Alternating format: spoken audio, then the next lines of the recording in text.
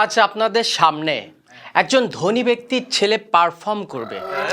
আপনাদের জোরে করতালি দেওয়া উচিত, because my mom always call me জমিদারের বাচ্চা। কেমন আছেন সবাই? আমিও ভালো আছি, তবে শীতকাল আসলে আমি কাঁদি। অনেকে ভাবছেন ঠান্ডায়, আরে না, এই শীতের কয়েক মাস আমার মা শুধু ফুলকপির তরকারি রান্না করে। ফুলকপি ভাজি, ফুলকপি সবজি, ফুলকপিতে মাছের ঝোল, শুধু ফুলকপি আর ফুলকপি। তো ফুলকপির তরকারি যে আর খাবো না, এটা আমার মার সামনে বলার সাহস আমার নেই। শুধু আমি কেন, আমার বাপেরও সাহস নেই। তবুও ভুল করে একবার মাকে বলে ফেললাম, মা এই ফুলকপির তরকারি আর খাবো না। তারপর প্রথমে মার খেলাম, এরপর ফুলকপির তরকারিও খেলাম।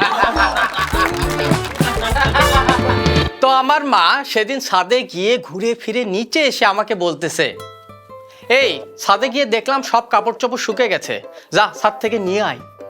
অথচ সে নিয়ে আসতে পারতো, বাঙালি মা বলে কথা। আমার মায়ের আচরণ দেখে আমি মাঝে মাঝে কনফিউশনে পড়ে যাই, এটা কি আমার মা নাকি শাশুড়ি আম্মা? আমি বহুদিন আমার মায়ের পর রাগ করে আমার নানার বাড়িতে গিয়ে থাকছি। আপনাদের কোনো কিছু জানার ইচ্ছা হলে কি করেন? জিজ্ঞাসা করেন, গুগল করেন, চ্যাট জিপিটি আছে, এআই আছে, কিন্তু আমার মা আছে, সে দুনিয়ার সমস্ত কিছু জানে এবং হাজারটা প্রশ্নের একটাই তার কাছে উত্তর। মা আমার জ্বর আসছে, বেশি করে মোবাইল টেপ। মা আমার খিদা লাগছে, বেশি করে মোবাইল টেপ। মা আমার টাকা লাগবে, মোবাইল টেপ। তো সেদিন খুব সাজুগুজু করে মাকে গিয়ে বললাম, মা দেখো তো কেমন লাগছে, আমি কেমন স্মার্ট একটু বলো তো। এই শুনে আমার মা বলল, তোর গার্লফ্রেন্ডকে জিজ্ঞেস কর। মা আমার গার্লফ্রেন্ড নেই। তাহলেই বোঝ তুই স্মার্ট কিনা। তো আমার যেহেতু গার্লফ্রেন্ড নেই, তো আমার ফ্যামিলি থেকেই বিয়ের জন্য পাত্রী দেখছে। তো আমার মা সেদিন এসে বলছে, তোর জন্য খুব সুন্দরী একটা পাত্রী পেয়েছি, এই আপুর চেয়েও সুন্দরী, এই আপুর চেয়েও সুন্দরী আর নেই। তো মা বলছে, আজকে সন্ধ্যায় রেডি থাকবি, আমি আর তুই পাত্রী দেখতে যাব। সে কি মা, তুমি আর আমি, আব্বা যাবে না? আর রাখ তোর বাপ, তোর বাপের যত সব খ্যাত মার্কা পছন্দ। মানে বুঝতেই পারছেন আমার মা। তো সেদিন বাড়িতে একটা কাচের গ্লাস ভেঙে গেছে, তারপরও কোনো হইচই নেই, চেঁচামেচি নেই। বলুন তো গ্লাসটা কে ভেঙেছে?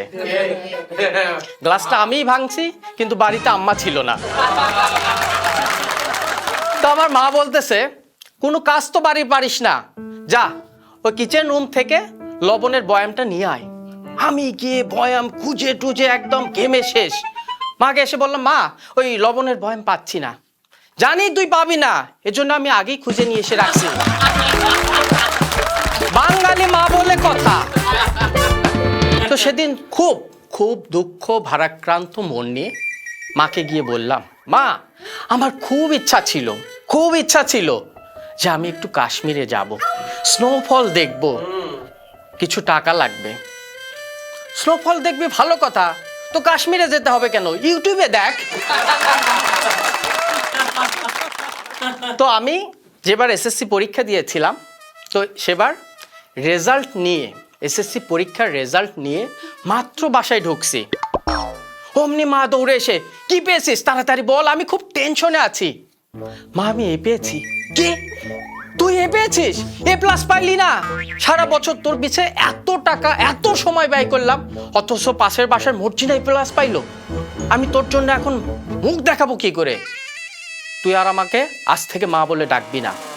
কিছুক্ষণ পর গিয়ে বললাম, আন্টি খিদে লাগছে, খাবার দাও। আমার আম্মাও বলল, পাশের বাসার মর্জিনা A+ পাইছে, যা তার পা ধুয়ে পানি খা। তো আমি মর্জিনার পা ধোয়া পানি খেতে গিয়ে তার প্রেমে হাবুডুবু খেলাম। এখন আবার আমার মা মেনে নেবে না, 90 ডিগ্রি অ্যাঙ্গেলে পল্টি। এই হলো বাঙালি মা। তো অবশেষে বহুদিন পরে মা এসে আমাকে বলতেছে, অনেক তো হলো, এবার একটা বউ নিয়ে আয়। কিন্তু আমি কিছুতেই বুঝতে পারছি না কার বউ নিয়ে আসবো।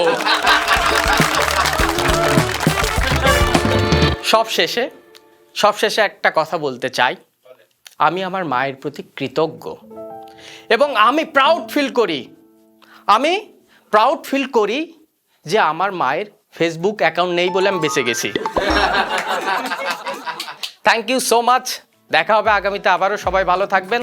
লাভ you all. You guys are rock.